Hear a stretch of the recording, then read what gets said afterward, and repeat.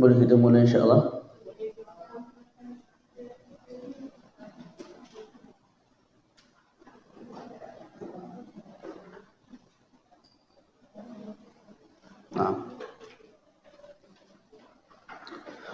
Allah. Bismillahirrahmanirrahim. Alhamdulillahi rabbil alamin. Wassalatu wassalamu ala maulana Rasulillahil amin wa ala alihi wa ashabihi at-tayyibin.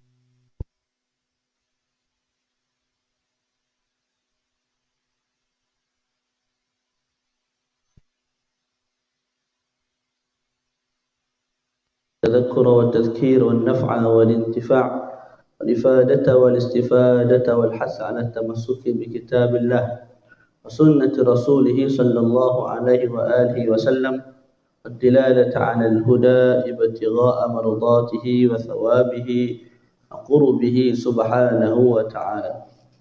السلام عليكم ورحمة الله وبركاته.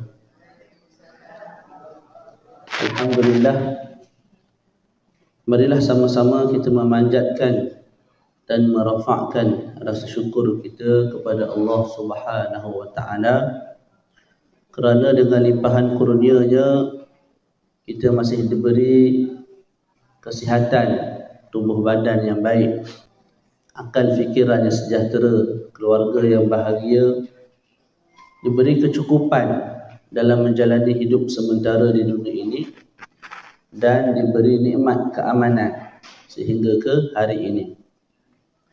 Bersyukur juga kita kepada Allah Subhanahu wa taala kerana Allah Taala masih sudi memilih kita untuk sama-sama hadir pada pagi ini bagi meneruskan sesi bacaan tafsir Al-Quranil Karim yang telah kita mulakan pada 2 sesi yang lepas. Jadi ini masuk siri ke-3 insya-Allah taala. Naam. Jadi sebelum masuk kepada sesi yang ketiga ni, ada sebarang soalan berkait dengan soalan-soalan yang timbul pada pengajian yang lepas. Kalau ada? Tak ada? Kalau tak ada, kita start terus lah. Tak tahu nak tanya apa dah? Faham belaka dah Ustaz? Tak tahu nak tanya apa dah? Nak bertanya nak jadi tak faham. Okey. Kita masuk tafsir surah An-Nasr. Surah An-Nasr. A'udzu billahi minasyaitonir rajim. Bismillahirrahmanirrahim. Idza jaa nasrullah. Jadi jangan kita berhenti pada ta sahaja. Sebahagian orang baca idza jaa nasrullahi wal fath. Itu salah. Sebab bukan ta belakang tu. Belakangnya hak. Jadi biar bunyi sikit tu. Idza jaa nasrullahi wal fath. Bunyi sikit, bukan pisah gi, dia keluar gitu sikit je. Boleh? Okey, maknanya ialah bila mana datang kemenangan Allah dan pembukaan kota Mekah lah. Jadi dalam ayat ini Allah Ta'ala memberi khabar gembira, basyarah karimah, khabar yang mulia kepada Nabi Sallallahu Alaihi Wasallam tentang pembukaan yang amat besar pada akan datang, iaitu Fathu Makkah, pembukaan kota Mekah. Jadi perkhabaran ini diberitahu kepada Nabi oleh Allah Subhanahu Wa Ta'ala sebelum ataupun selepas Fathu Makkah. Sebelum kota Mekah dibuka, dimenangi oleh umat Islam, Allah Ta'ala telah turunkan ayat ini. Maka daripada situ, ianya menjadi dalil yang sangat kuat. Dalil yang sangat jelas di atas kebenaran Nabi itu ialah sebagai Rasul junjungan. Sebab apa? Nabi boleh bagi tahu satu perkara yang bakal berlaku melalui makluman dan pengkhabaran daripada Allah Subhanahu Wa Ta'ala. Jadi dalam ayat ini sebut idza jaa nasrullah, bila mana telah datang. Belum datang lagi ni, tapi diterjemahkan ataupun didatangkan ayat dengan jaa. Jaa ni telah datang. Seolah-olah benda tu dah berlaku. Dan ni boleh dalam bahasa Arab. Benda tu tak berlaku lagi, tapi kita sebut dah berlaku. Sebab apa? Sebab nak menunjuk benda tu pasti berlaku. Perkara belum berlaku. Tapi kita guna ayat yang menunjukkan perkara tu dah berlaku. Untuk menunjukkan perkara tu pasti dan confirm akan berlaku. La yatakhallaf. Tidak akan tidak berlaku. Gitulah, pasti berlaku. Boleh? Jadi disebut idza jaa nasrullahi wal fath. Bila mana datang pertolongan kemenangan, pertolongan Allah Subhanahu wa taala dan pembukaan kota Mekah. Maksudnya ialah bila datang kepada kamu wahai Muhammad pertolongan oleh Allah Subhanahu wa taala ke atas musuh-musuh kamu yang musyrikin, maka Allah Taala akan bukakan bagi kamu kota Mekah yang dulu dipanggil Ummul Qura. Ummul Qura sampai hari inilah dipanggil Ummul Qura. Boleh? Yang mana pembukaan kota Mekah ni bukan Nabi seorang je yang tunggu, tapi seluruh umat Islam, terutama orang yang duduk di kota Mekah lah, yang terpaksa berhijrah ke Madinah. Mereka nak sangat kembali semula ke kota Mekah. Tu. Kemudian disebut oleh Allah Subhanahu wa taala, wa ra'aitan nasa yadkhuluna fi dinillahi afwaja. Dan kamu akan melihat manusia masuk di dalam agama Allah secara berbondong-bondong. Maksud ayat ini ialah bila dah berlakunya Fathu Makkah, kamu akan melihat wahai Muhammad orang Arab dan orang sekitar Makkah itu, malah orang yang bukan Arab sekalipun akan masuk kepada dan ke dalam agama Islam secara berbondong-bondong. Jamaat, mana berbondong-bondong. Boleh? Tanpa peperangan.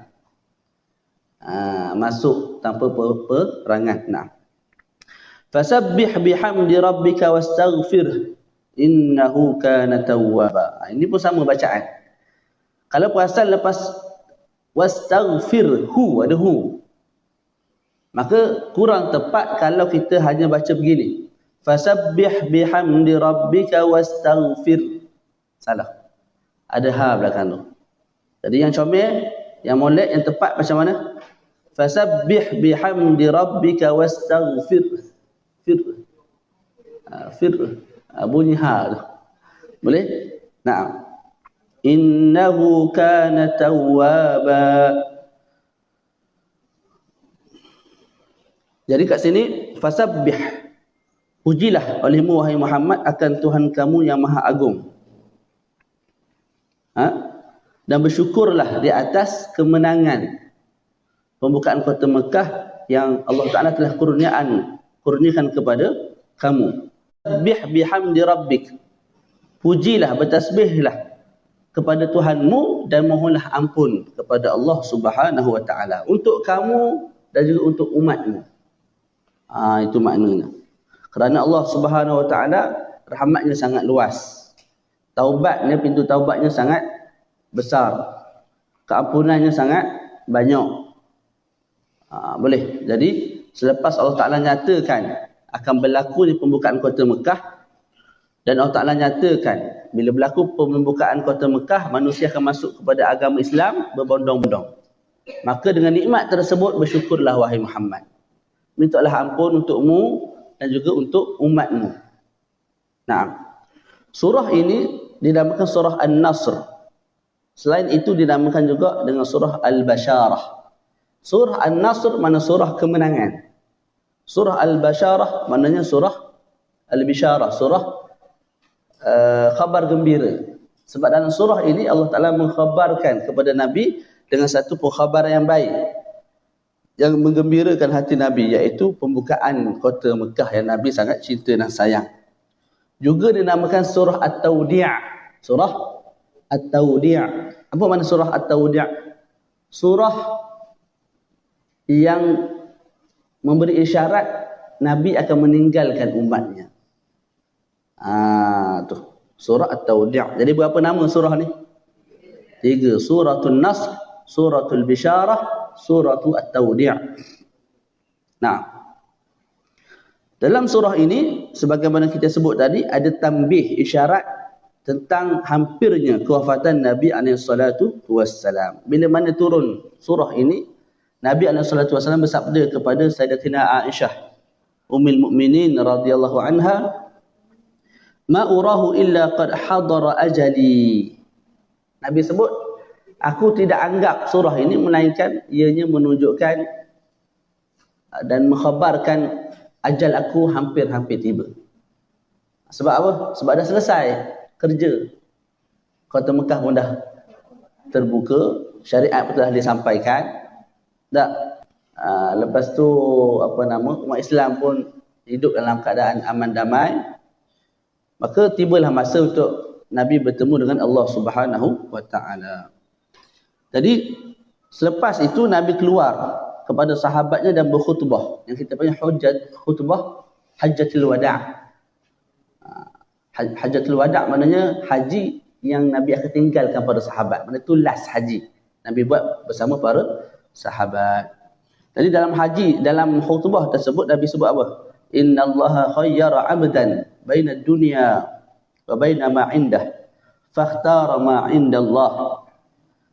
Nabi berkhutbah, Nabi sebut sesungguhnya Allah memberi pilihan kepada hamba-Nya antara dunia dan juga antara apa yang ada di sisinya, di sisi Allah. Maka hamba tersebut memilih apa yang ada di sisi Allah. Lepas khutbah tersebut, Sayyidina Abu Bakar menangis. Tu. Sayyidina Abu Bakar faham. Orang lain tak faham lagi, Nabi Sayyidina Abu Bakar faham dah. Teriak dia, nangis dia. Maka dia berkata,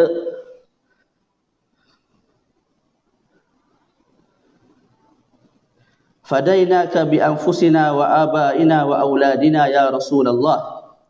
Mana kami tebus kamu dengan diri kami, dengan ayah-ayah kami dan diri anak-anak kami ya Rasulullah. Itu disebut oleh Sayyidina Abu Bakar. Maknanya kami rela anak-anak kami, ibu ayah kami diambil makhluk dan manusia yang lain. Boleh? Tu. Nah. Okey.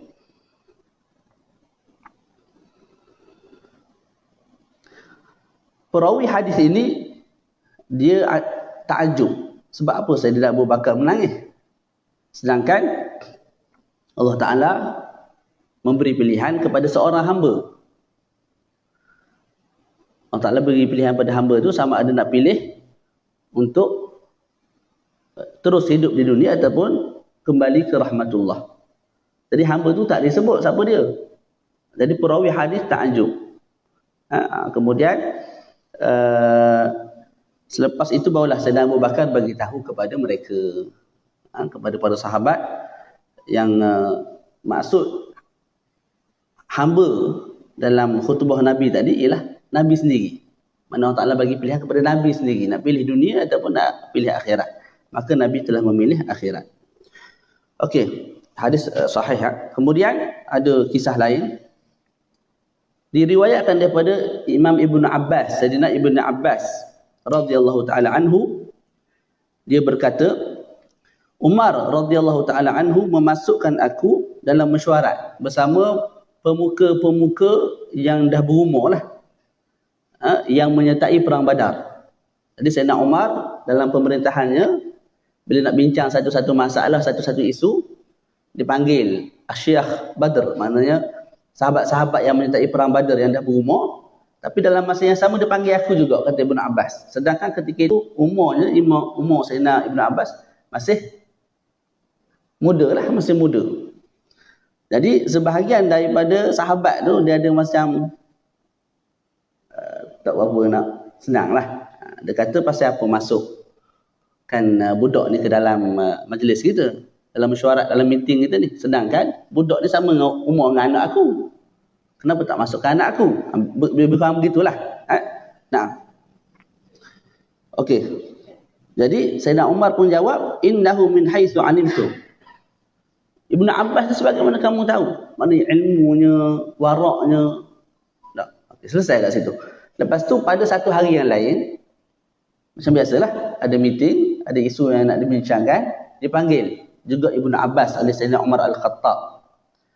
Kemudian dalam meeting tu Sayyidina Umar Al-Khattab tanya Ibnu Abbas, apa pandangan kamu pada firman Allah Subhanahu wa taala, idza jaa nasrullahi wal fath, bila mana datang pertolongan, kemenangan dan juga pembukaan kota Mekah.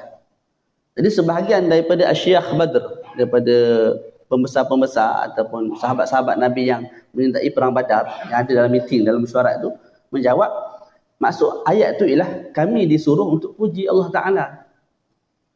Dah, untuk memohon keampunan daripada Allah Ta'ala bila mana Allah Ta'ala dah bantu kita dengan pembukaan kota Mekah, pembukaan kota itu, kota ini. Mana Allah Ta'ala bukakan nikmat dunia yang sangat luas, maka kita perlu bersyukur, kita perlu mohon istighfar. Kalau ada kekurangan yang kita laksanakan kepada hak Allah Subhanahu Wa Ta'ala. Kemudian yang lain semua diam. Seorang tu bercakap, yang lain semua diam. Faqala li akadzalika taqul ya Ibnu Abbas. Kemudian Sayyidina Umar kata kepada Sayyidina Ibnu Abbas, kamu sebut perkara yang sama ke? Apa pandangan kamu tentang ayat tu?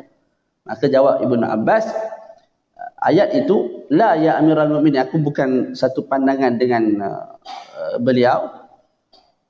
Maka Sayyidina Umar pun kata, fama taqul, jadi apa yang kamu rasa ataupun tafsiran kamu macam mana ayat idza jaa nasrullahi wal fath?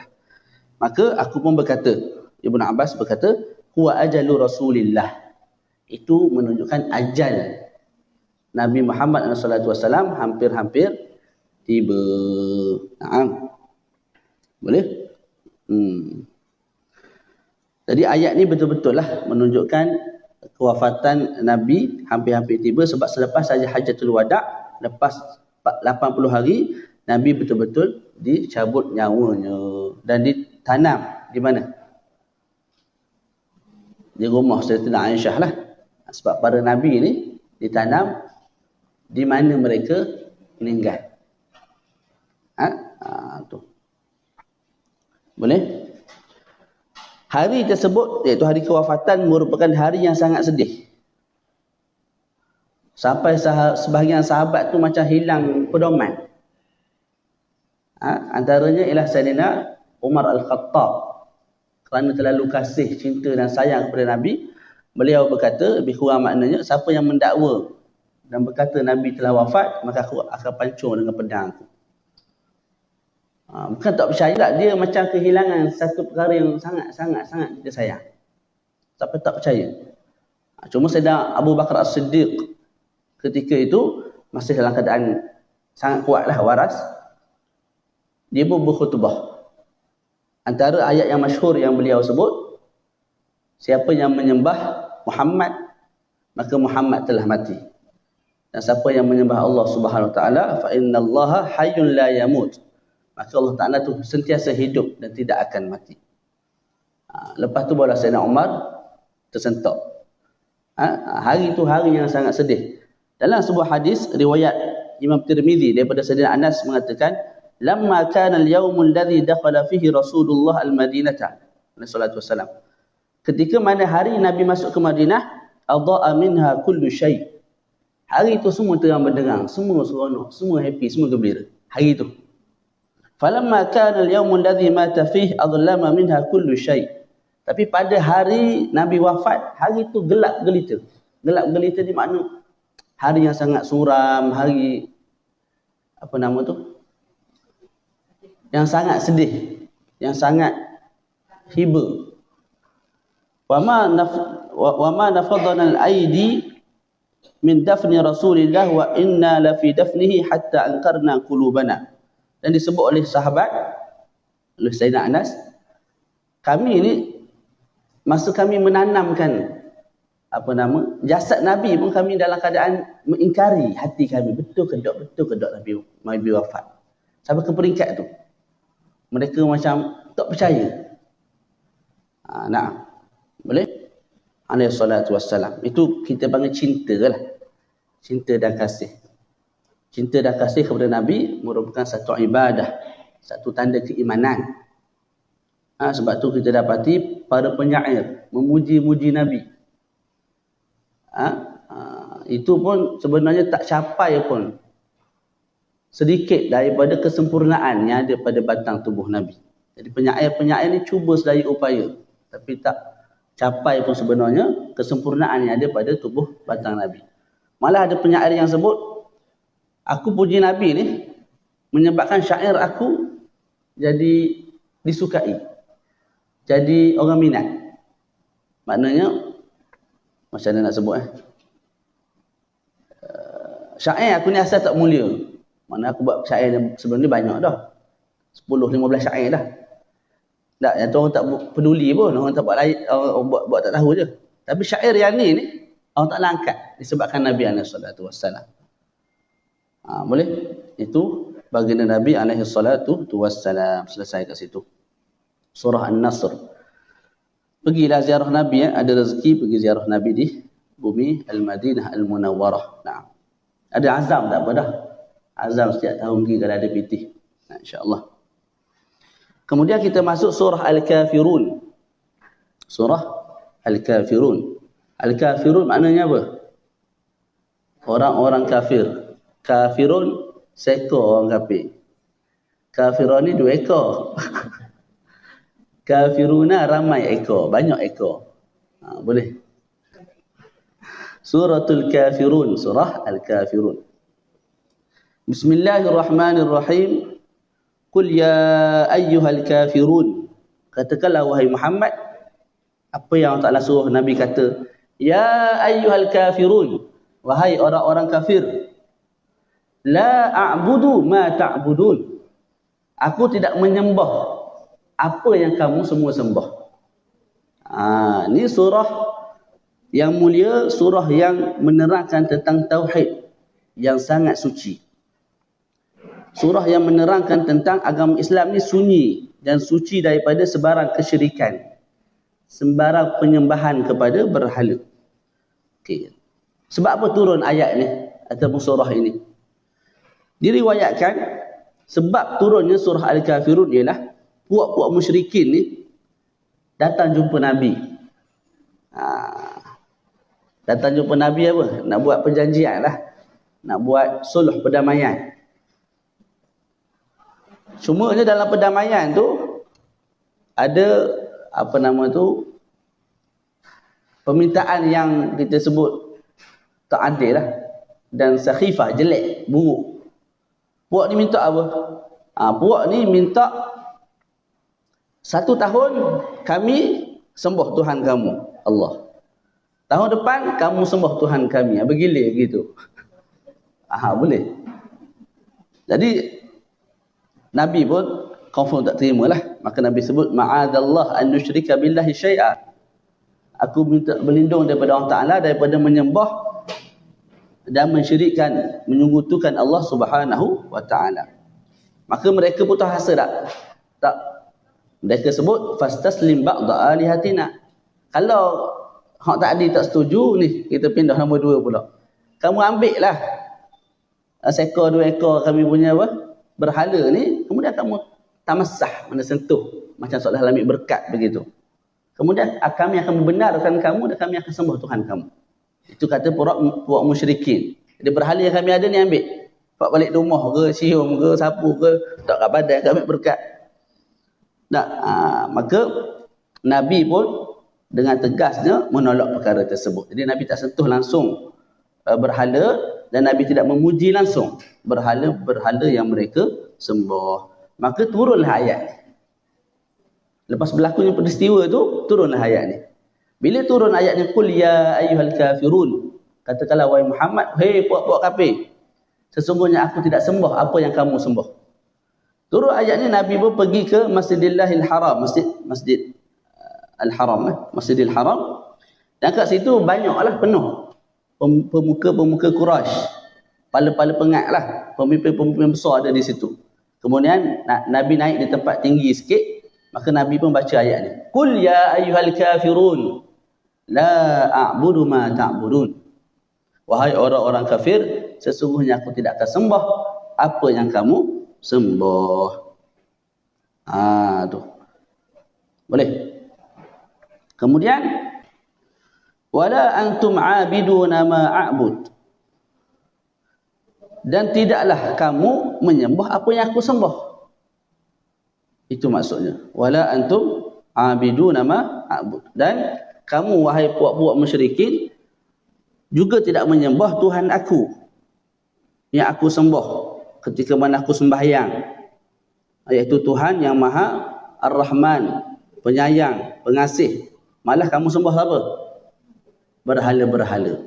Jadi beza yang jauh antara keduanya. Tuhan yang tunggal dan berhala-berhala yang berbilang-bilang. Tak, di Malaysia ni pun banyak tempat-tempat begitu yang kita tengok. Banyak sangat berhalanya. Nah, itulah kata hidayah.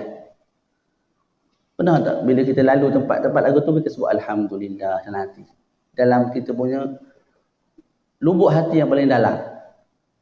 Kat luar tempat tu ada kereta MERS, ada kereta jenis harga RM100,000, RM400,000, kita naik beca je. Nah, atau naik motor buruk contoh.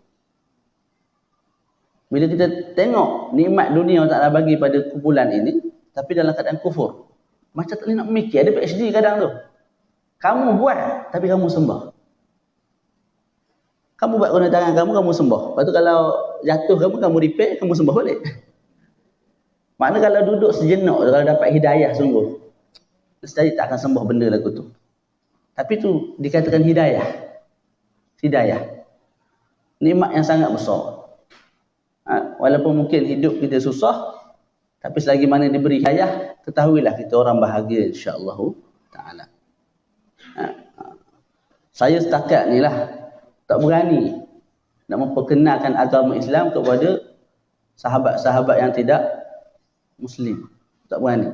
Tapi kalau naik bas ataupun lalu kat mana-mana, terutama di sebelah-sebelah tempat-tempat tu lah.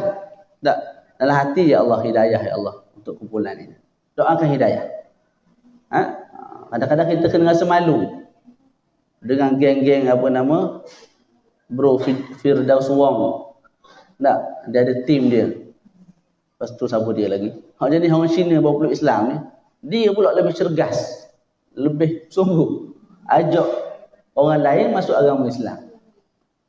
Kita selesa dengan dalam keadaan macam ni lah. Tak. Jadi paling tidak doa lah.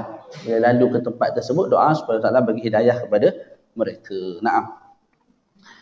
Seterusnya wala kecil pun dah. Wala ana mana? Wala ana abidum ma abattum. Dan tidaklah aku penyembah apa yang kamu sembah. Ini maknanya fil mustaqbal. Kalau tengok ayat ni lebih kurang sama. Apa yang sama? Tengok balik ayat yang pertama, qul ya ayyuhal kafirun, katakanlah wahai Muhammad, wahai orang-orang kafir, la a'budu ma ta'budun, aku tak sembah apa yang kamu sembah. Itu maknanya apa sekarang? Sekarang ni aku tak sembah apa yang kamu sembah. Diulang balik ayat yang sama, wala ana abidum ma abattum, dan aku tak sembah, aku tidak jadi penyembah kepada barang dan berhala yang kamu sembah. Bukan sama? Imam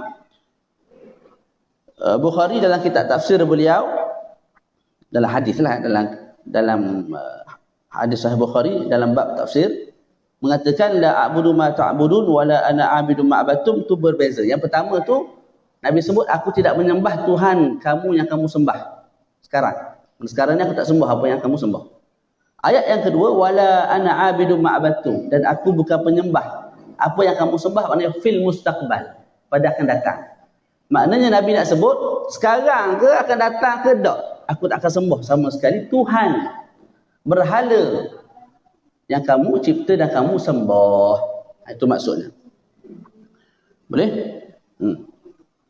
Wala antum abiduna ma'abud, dan tidak juga kamu sembah apa yang aku sembah.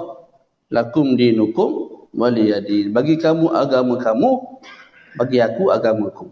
Maknanya bagi kamu kesyirikan dan agama kamu yang bengkok, dan bagi aku agama aku Islam yang taklah muliakan aku dengannya, dan aku berlepas diri daripada apa yang kamu sembah. Boleh? Nah, okey. Ada satu poin ataupun kita sebut hikmah yang sangat cantik daripada ayat pertama tu. Qul ya ayyuhal kafirun. Jadi sekarang ni Nabi pergi seorang diri ni. Bukan ada teman tak. Pergi seorang diri, mungkin naik tempat tinggi sikit, bawah tu jenis kepala pengat belakang ni. Ramai, bukan sikit. Nabi sebut, Qul ya ayyuhal kafirun. Hei puak-puak kafir. Nak kata Nabi seorang yang sangat berani. Dalam masa yang sama, menunjukkan Nabi ni ialah mahrus. Mahfuz. Satu individu yang dijaga oleh Allah Subhanahu Wa Taala. Kalau kita agak-agak berani tak? Ha? Cuba sekali buat. Paling tidak ada 2 orang sebelah lah. Kena katok lah, kena hambat dengan puak-puak tu, kita lari lintas bukang. Tapi tak. Dalam keadaan bersama-sama dengan puak-puak kufar itu ada panggil bodyguard yang gagah perkasa. Nabi tak gentar, sikit abuk. Nabi naik tempat tinggi, Nabi sebut qul ya ayyuhal kafirun, wahai orang-orang kafir, aku tak sembah apa yang kamu sembah. Boleh? Na'am, alaihi salatu wassalam. Okey. Ayat-ayat yang berkait dengan Mekah Madinah ni, kalau kita pergi ke Mekah Madinah, kita kena bayangkan benda tu. Bahawa sefil. Kita duduk di Madinah, kat sinilah Sayyidina Abu Bakar bersembang dengan Nabi, kat sinilah Sayyidina Abu Bakar, Sayyidina Umar. Baru seronok. Nah, kalau kita rasa Mekah tempat biasa, tak ada benda. Dia tak rasa feel mana lah. Jadi pergi tu, kita pergi satu tempat yang Nabi pernah duduk. Sahabat Nabi pernah duduk. Manusia-manusia yang dijanjikan syurga pernah duduk situ. Kisah-kisah yang berlaku, yang ada dalam kitab tafsir, dalam kitab hadis, semua tu berlaku sekitar tu. Mekah dan Madinah yang paling banyak lah. Barulah kita rasa seronok. Kita rasa ada penghormatan lebih ke atas tanah. Sallallahu alaihi wasallam. Baca lagi, kena berhenti dah. Ustaz boring hari ni Ustaz. Tak ada benda lawak hari ni Ustaz bawa. Tu gelak tu. Gelak tu kira lawak tu. Ya saja gua. Bagus. Okey, kita berpindah kepada surah Al-Kautsar. Kalau sempat kita masuk surah Al-Ma'un. 4 surah baca ini. Tafsir surah Al-Kautsar. Al-Kautsar maknanya nikmat yang sangat banyak, pemberian yang sangat banyak. Bismillahirrahmanirrahim. Inna a'tainakal kautsar fasalli li rabbika wanhar inna shani'aka huwal abtar. Okey. Inna a'tainakal kautsar. Sesungguhnya kami Allah a'tainaka, berikan kepadamu al-kautsar. Apa makna al-kautsar? Kebaikan yang melimpah-limpah, kebaikan yang banyak di akhirat kelak. Yang mana telaga ini kalau kita minum seteguk sahaja, kita tidak akan dahaga buat selama-lamanya. Tidak akan harus buat selama-lamanya. Okey. Kemudian Rabbi, maksud sembahyanglah untuk Tuhanmu. Artinya ialah bila nak buat ibadat, sama ada sembahyang, puasa, nak mengaji kitab, majlis ilmu, mengajar, buatlah semua tu semata-mata kerana Allah Subhanahu wa Ta'ala. Itu fasalli li rabbik. Sembahyanglah untuk Tuhanmu sahaja, bukan untuk perkara lain. Wanhar. Okey, wanhar, apa makna wanhar? Tengok terjemahan tu. Wanhar, apa makna wanhar? Dan sembelihlah binatang. Dan berkorbanlah kerana Allah Subhanahu wa Ta'ala semata-mata, bukan untuk perkara yang lain. Malah kalau dalam bab fiqh, kita sembelih lembu. Tak. Kita niat sembelih ni kerana Allah dan untuk berhala sebagai contoh. Sah tak? Tak. Mesti pure semata-mata kerana Allah. Kalau sembah untuk berhala semata memang haram lah, bangkai. Kalau gabung pun jadi bangkai. Boleh? Jadi mesti sembelih kerana Allah Subhanahu wa Ta'ala. Untuk sembelih, kita boleh pilih ayam mana kita nak. Hak hidup ni boleh ambil ni. Dia pun timbang. Dia pun beritahu harga. Boleh Ustaz? Boleh. Satu boleh. Kadang-kadang budak-budak Mesir yang baru sampai ke sana, dia perhati mulut orang Arab. Sebut tak bismillah, sebut tak. Kalau tak sebut mana tak boleh makan. Salah tu sunat je.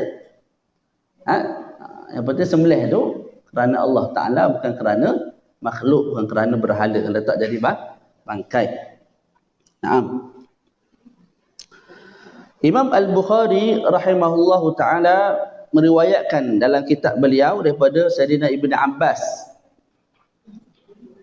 ketika mana mentafsirkan makna Al-Kawthar. Apa makna Al-Kawthar? Maka Ibn Abbas sebut huwal khairul kathir alladhi a'tahu Allahu iyyah.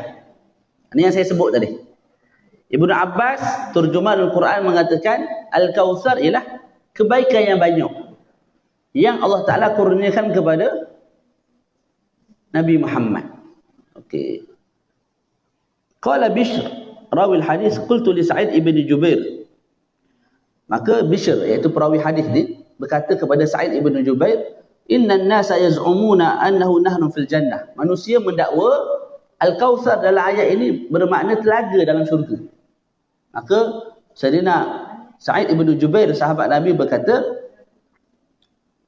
"An-nahrul ladzi fil jannah minal khair alladzi a'tahu Allahu iyyah." Maknanya telaga tu, telaga Kawthar ialah antara kebaikan-kebaikan yang banyak yang Allah Ta'ala kurniakan kepada Nabi. Jadi Al-Kawthar kat sini bukan telaga tak. Tapi maknanya ialah kebaikan yang banyak. Antara kebaikan tersebut ialah telaga tu. Tu. Ini disebut secara jelas oleh Sayyidina Sa'id ibn Jubair. Nah. Kemudian kita baca lagi. Inna syani'aka huwal abtar. Inna syani'aka. Sesungguhnya orang yang membenci kamu, orang yang marah kepada kamu, huwal abtar. Dia yang terputus daripada kebaikan, daripada rahmat Allah. Okey, apa sebab turun ayat ni? Okey. Turun pada hak Al-As bin Wa'il. Orang kafir ni. Al-As bin Wa'il. Bila mana matinya, wafatnya anak Nabi SAW yang bernama Al-Qasim, maka orang yang celaka ni, Al-As bin Wa'il, berkata kepada Nabi, ataupun berkata kepada manusia yang ada di kawasan tu, "Da'uh fa innahu rajulun abtar." Tinggalkan Nabi ni, tinggalkan pemuda ni, tinggalkan dia. Sesungguhnya dia pemuda yang abtar, yang mandul, lebih kurang gitu. Yang tidak ada, bukan mandul lah, yang tidak ada nasab, yang tidak ada keturunan. Sebab anak lelaki mati. Tak? Fa idza mat inqata'a dhikruh. Bila dia mati, tidak lagi disebut namanya. Jadi Al-As bin Wa'il yang celaka ini dikata apa kepada Nabi? Tinggalkan. Kerana Nabi-Nabi, orang ni, pemuda ni, Muhammad ni, rajulun abtar. Individu yang terputus nasabnya. Tidak ada dia punya anak. Tak ada dia punya cicit. Dan sebutannya juga akan terputus nanti bila dia mati. Maknanya bila Nabi mati, tak ada orang dah hira. Tak ada orang sebut, tak ada orang selawat, tak ada dah. Bila dikatakan begitu, maka Allah Ta'ala turunkan ayat ini bagi Allah SWT Muhammad mendefend ataupun mempertahankan maruah Nabi Muhammad SAW. Dan Allah Ta'ala beritahu apa? Inna syani'aka. Sesungguhnya orang yang marah kat kamu tadi tu, orang yang maki kamu tadi, Al-As bin Wa'il, huwal abtar. Dia terputus daripada keberkatan. Malah diriwayatkan lepas peristiwa tu si Al-As bin Wa'il tidak dapat anak langsung. Kesan dia apa? Menghina dan mencela Nabi berkaitan dengan kematian anak Nabi Al-Qasim radhiyallahu taala anhu. Okay, kalau kita tengok dan kita amati, siapa yang terputus? Al-As bin Wa'il ataupun Nabi? Al-As bin Wa'il. Adapun Nabi SAW sebutannya kekal sampai kiamat. Malah namanya sentiasa diungkapkan oleh muhibbin, oleh orang yang kasih kat Nabi. Saya ada kawan, Sehari tu selawat 1000 kali. Sebutlah nama dia, kena tengok kan, bangga pula. Tapi dia beritahu kat saya seorang benda tu. Tak tahulah dia beritahu kat orang lain. Tapi rasa dia tak beritahu lah pada orang lain.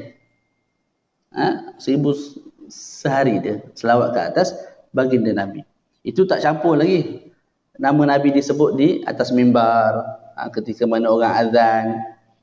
Tak, malah bila mana azan, nama Nabi tu diletak sebelah-sebelah dengan nama Allah Subhanahu wa taala. Tu la ilaha illallah Muhammadur Rasulullah. Jadi itu tidak lebih menunjukkan nama Nabi kekal dan dzikruh. Bukan inqata'a dzikruh sebagaimana didakwa oleh Al-As bin Wa'il la'natullahi alaihim. Boleh? Naam. Okey, kita baca sikit lagi tentang apa? Tentang telaga tu. Apa sifat telaga Kausar? Disebut dalam kitab Imam Tirmizi rahimahullahu taala dalam sunan beliau, Al-Kausar nahrun fil jannah. Al-Kausar ialah satu sungai, telaga di dalam syurga. Haffatahu min zahab. Dia punya apa? Tepi tu, apa panggil apa? Tebing. Tebing dia tu dibuat daripada emas. Wa majrah ala ad-durri wal yaqut. Dan tempat air berjalan di atasnya itu diperbuat daripada lu'lu' permata dan juga al-yaqut. Al-yaqut ni sejenis permata lah. Kita hak jenis tak pakai apa-apa ni, tak ada pilih nak beli, boleh sebut je lah. Faham tak? Turbatuhu atyabu min al-misk, tanah dia lebih wangi daripada kasturi. Wa ma'uhu ahla min al-asal, airnya lebih manis daripada madu. Wa abyadu min as-salji, lebih putih daripada salji. Itu semua tu bukan cerita dongeng tu, benda realiti yang insya-Allah kita semua akan merasai nikmat minum daripada telaga Al-Kausar. Amin ya rabbal alamin. Insya-Allah taala. Okay, berbaki 10 minit. Maka kita baca satu surah lagi. Tak, alang-alang baca biar banyak sikit. Baru cepat habis. Betul. Suratul Ma'un. Surah Al-Ma'un. Apa makna Al-Ma'un? Bantuan. Surah orang yang membantu. Kita tengok sebab apa dia namakan surah Al-Ma'un.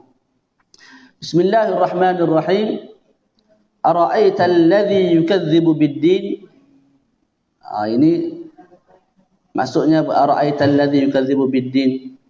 Istifham lit-ta'jib wa istighraq. Maknanya persoalan bukan nak tanya jawapan tak, tapi nak benda tu simple, benda tu dah makruf, dia tak tahu juga. Jadi kita tanya, benda ni pun tak tahu ke? Habis kurang gitu soalan dia. Soalannya bukan nak minta jawapan tak, nak suruh orang ambil perhatian. Ara'aita alladhi yukadzibu bid-din, tidakkah kamu melihat manusia yang mendustakan hari agama? Adakah kamu tahu sifat-sifat manusia yang mendustakan hari agama? Kalau kamu nak tahu, maka Allah Ta'ala sebut fadzalikal ladzi yad'ul yatim. Manusia mendustakan hari kebangkitan, hari kiamat ialah alladzi yad'ul yatim, manusia yang mencerca anak-anak yatim dengan ucapan yang kasar, ataupun lebih teruk lagi, gunakan anggota badan untuk tolak dan sepak terajang anak-anak yatim. Naam, dah tak bagi sepak pula, terajang pula. Ada manusia gitu Wala yahuddu ala ta'amil miskin. Ini sifat yang kedua bagi mereka yang mendustakan hari agama. Dan dia juga tidak menggesa orang lain untuk memberi makan kepada fakir miskin. Dia tak ajak orang lain bagi makan kepada fakir miskin. Kalau tak ajak orang lain bagi makan kepada fakir miskin, adakah dia sendiri bagi? Tak. Jadi difahami daripada ayat ni dua benda. Pertama, dia sendiri kedekut dah, tak bagi. Yang kedua, orang nak bagi pun dia larang. Ada jenis lagu tu, sini. Na'udzubillah. Ada. Israel, betul? Betul. Dia tak beri dah. Malah dia permainkan je. Tak? Pelik-pelik lah dia menghina rakyat Palestin ni. Lepas tu orang bantu, dia pergi bom, dia halang. Dia hancurkan. Sampai peringkat sahabat-sahabat kita, saudara seagama kita di bumi Palestin ni, ada yang mati sebab lapar, dan ada yang hidup, bertahan hidup dengan makan makanan-makanan binatang. Rumput. Sampai ke peringkat tu. Bantuan bukan tak ada. Ada yang kita salur, lepas tu orang lain sekali. Tapi tak sampai. Tu puak-puak apa tu? Yang mendustakan hari agama. Betul, kena sungguh kat Yahudi laknatullahi alaihim. Terus. Fawailul lil musallin. Maka celakalah orang yang sembahyang. Dia baca molek ni. Jangan stop. Ataupun berhenti ketika mana jadi imam kat situ. Fawailul lil musalli. Tak ada habis ayat. Allahu Akbar. Maka celakalah orang yang sembahyang. Nanti kalau belakang tu orang faham bahasa Arab, pakat berhenti belaka sembahyang. Boleh? Sembahyang yang macam mana yang celaka? Fawailul lil musallin. Kecelakalah orang yang sembahyang. Alladzina hum an salatihim sahun. Iaitu mereka yang sembahyang, yang dalam solat mereka tu lalai. Boleh? Jadi kemurkaan, azab, kehancuran ke atas mereka yang sembahyang tapi melambatkan sembahyang daripada waktunya. Sebab apa? Sibuk. Sibuk bisnes, sibuk layan syahwat. Tak. Sibuk macam-macam lah. Main futsal, main tu, main ni. Itu semua tu sifat al-munafiqun. Melambatkan solat sehingga keluar waktu. Kalau sembahyang pun sembahyang nak menunjuk. Nak sum'ah. Okey. Imam Ibn Abbas, Sayyidina Ibn Abbas mentafsirkan ayat ini. Beliau berkata, maksud celakalah orang yang sembahyang, iaitu mereka yang lalai akan solat mereka. Maksudnya ialah individu yang sembahyang tapi tidak mengharapkan pahala. Kalau dia tinggal pun dia tidak takut akan dosa. Tu, puak tu. Bila sembahyang, nak cover diri daripada nak lindung diri daripada orang tahu. Kita panggil apa dalam bahasa ni? Allahumma salli ala Muhammad. Taqiyah. Mana sengaja sembahyang supaya orang anggap kita muslim, padahal ada kafir, munafik. Jadi sembahyang tak harapkan pahala sebab memang kafir. Tinggal pun tak takut dosa sebab dia tak beriman pun kepada Allah Subhanahu wa taala. Itu makna ayat itu di sisi Imam Ibn Abbas, Sayyidina Ibn Abbas. Naam. Alladzina hum yura'un. Celakalah orang yang sembahyang, iaitu mereka yang lalai daripada solat mereka. Alladzina hum yura'un, yang mana kalau sembahyang pun mereka apa? Menunjuk-nunjuk. Riak. Riak ni maksudnya apa? Kita buat satu amalan tu kerana manusia. Kita buat satu amalan, mengajar ke, mari kelas ke, mari subuh awal ke, tak qiyamul lail ke, semua tu kerana manusia. Itu riak. Riak ni dianggap sebagai asyirkul asghar. Syirik yang kecil. Syirik yang besar mendustakan dan menduakan Allah Ta'ala, menyekutukan Allah. Cumanya kita kena faham juga. Lawan dari riak ialah sifat ikhlas. Sifat ikhlas ini satu sifat yang sangat-sangat susah dicapai. Dalam kitab-kitab tasawuf disebut, seorang ulama ni kata, aku 40 tahun beribadat. Perkara yang paling susah aku capai adalah sifat ikhlas. Mana buat satu benda tu pure, semata-mata kerana Allah. Bukan kerana mak, bukan kerana ayah, bukan kerana tu, bukan kerana tidak. Semata kerana Allah. Sangat susah dicapai. Jadi kalau kita nak buat amalan, tiba-tiba mari setan, dia beritahu, tak payah buat lah. Kan buat kata ikhlas. Maka apa yang sepatutnya kita lakukan? Kita a'udzubillahi minasyaitanirrajim, minta berlindung daripada syaitan yang direjam, kemudian sembahyang. Sebab kalau nak tunggu ikhlas sungguh baru sembahyang, tak sembahyang pakai cerah. Jadi kita berharap dengan kemuliaan, dengan rahmat, dengan kasih sayang, dengan al-fadl, kelebihan Allah Ta'ala. Allah Ta'ala terima juga setiap amalan kita, walaupun dalam tu ada apa? Panggil syubhatul riya', syabi'atul riya', mana ada sedikit, syaibatul riya', mana ada sedikit zarrah bukan kerana Allah. Sebab kita pun tak boleh confirm. Tak di rumah lepas mayang, tak ada dah qabliyah ba'diyah. Tapi di masjid, Allahu Akbar. Lepas dua semayang. Kat rumah tak buat. Jadi ikhlas kedah. Jadi sebab tu saya sebut, Inna Allah jamil yuhibbul jamal, Inna Allah tayyib yuhibbul at-tayyib, la yaqbalu illa at-tayyiba. Semua tu betul. Allah Ta'ala ni comel, tak terima melainkan yang benda yang comel semata untuk dia. Allah Ta'ala ni cantik, tak terima melainkan perkara yang betul-betul ikhlas kepada dia. Tapi walaupun begitu, kita masih berharap setiap amalan yang kita buat, walaupun ada yang tidak ikhlas, Allah Ta'ala terima dan sudi pandang insya-Allah Ta'ala. Dan itu tidak mustahil lah untuk satu Tuhan yang sangat agung. Ujub lain. Ujub kita rasa diri kita kemah. Kita rasa diri kita bagus. Faham tak? Mana aku kemas sekali kampung ni. Pukul 4 pagi ada surat ada. Orang lain dah selimut lagi. Itu ujub. Itu juga membatalkan pahala puasa. Faham tak? Lepas tu paling lambat balik dia 20 rakaat. Lepas apa? Lepas isyak sembahyang sunat. Sunat witir sebelah, lepas tu sunat-sunat lain lagi. Jadi dalam hati tak ada dah. Hak lain ni rasanya jiran yang paling hujung tu kalau tak neraka jahanam, neraka sakar. Begitu gitu.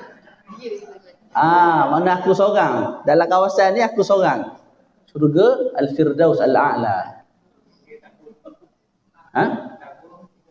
Takabur sombong. Daripada ujub tu keluar sifat takabur. Bila kita rasa kita bagus, lebih daripada orang, sifat dah sombong, keluar sifat sombong tu. Jadi semua ni sifat-sifat hati yang haram ada dalam diri kita. Tapi ketahuilah olehmu, semua benda itu susah nak dicapai. Makan proses, makan masa. Jadi disebut oleh ulama tasawuf, saya tak ingat nama. Disebut, pergilah menuju kepada Allah walaupun dalam kaki kamu tempang. Mana walaupun dalam hati ada riak, jangan-jangan ada ujub, jangan-jangan jatuh dalam dosa. Sebab kita hamba kan? Tak, lepas jatuh, bangun balik, bergerak. Lepas jatuh, bergerak. Sebab apa? Sebab menjadi satu kejayaan besar bagi syaitan, ialah bila mana kita jatuh sungguh. Buat tak tahulah.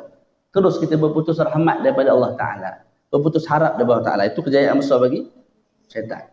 Jadi sebagaimana syaitan tak putus asa nak jatuhkan kita, kita pun jangan putus asa untuk terus pergi kepada Allah Ta'ala. Walaupun sebesar mana dosa kita buat. Walaupun sebesar mana dosa kita buat. Boleh. Macam orang yang ngapal Quran lah. Tak.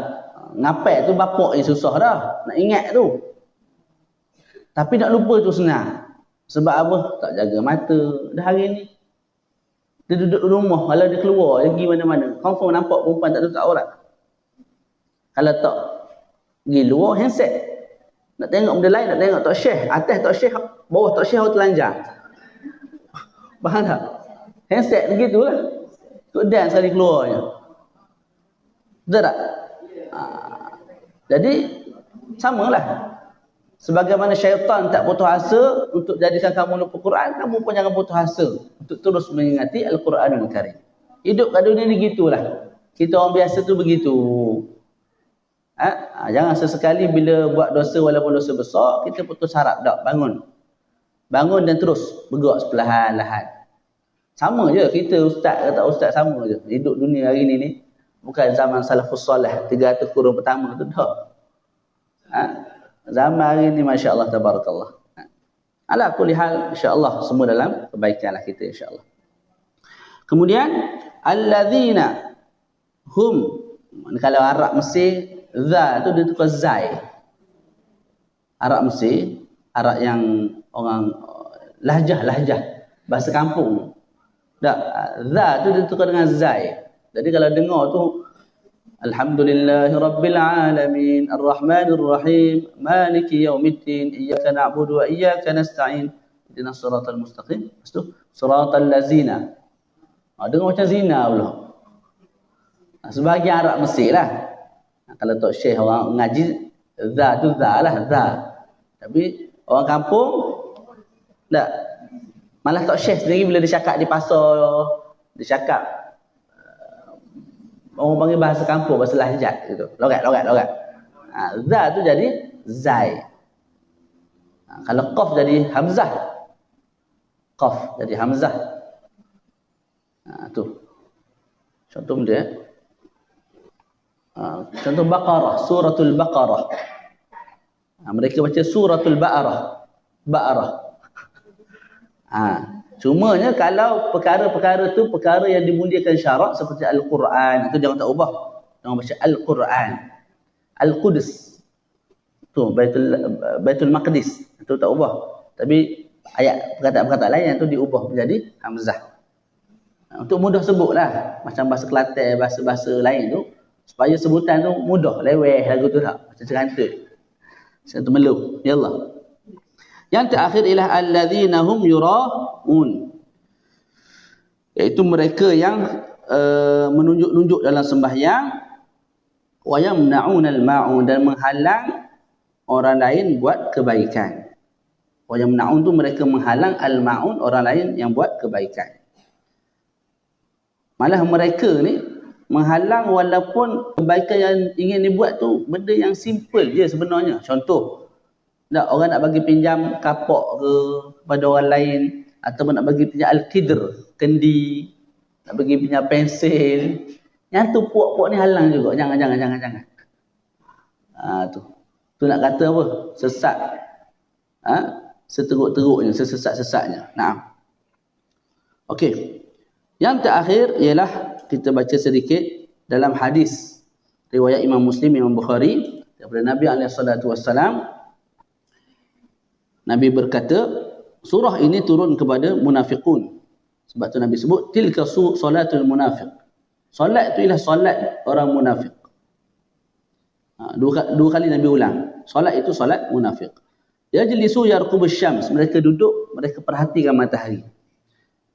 Hatta idza kanat baina qarnai asy-syaitan, bila mana matahari itu duduk di antara dua tanduk syaitan, mana hampir-hampir masuk maghrib. Qama fanaqara arba'an, maka mereka berdiri, lepas tu mereka pun patuk-patuk 4 rakaat, mana sembahyang laju.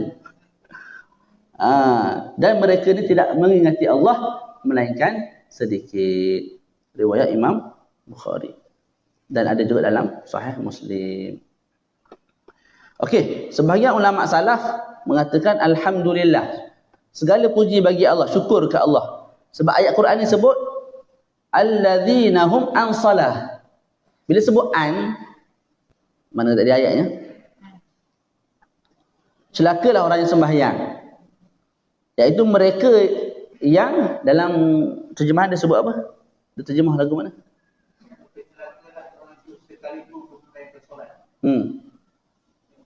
Lepas tu alladzina hum gitu je. Okey. Okey. Dalam bahasa Arab ada beza sikitlah. An dengan fi. An ni daripada.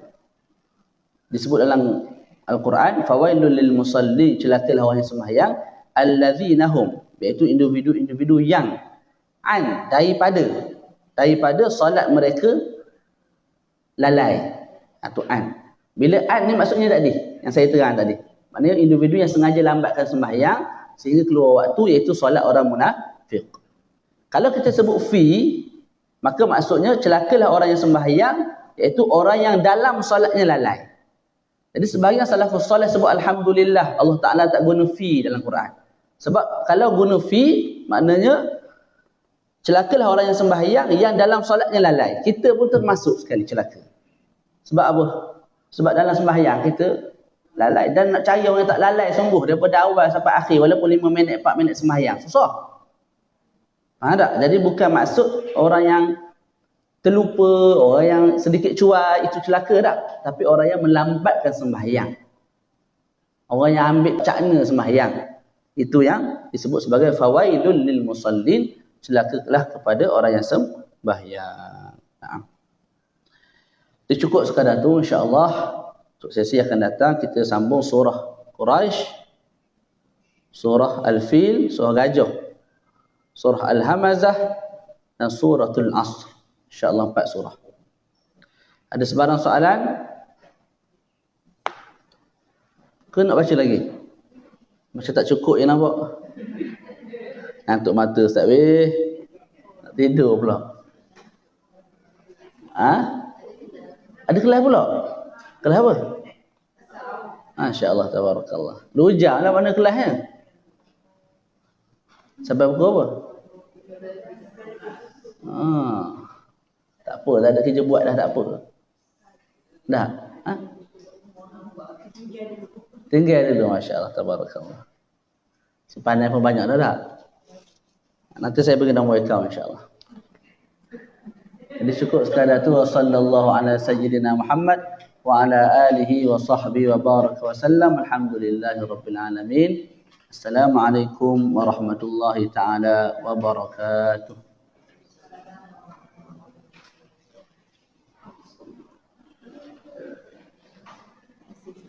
Sama-sama.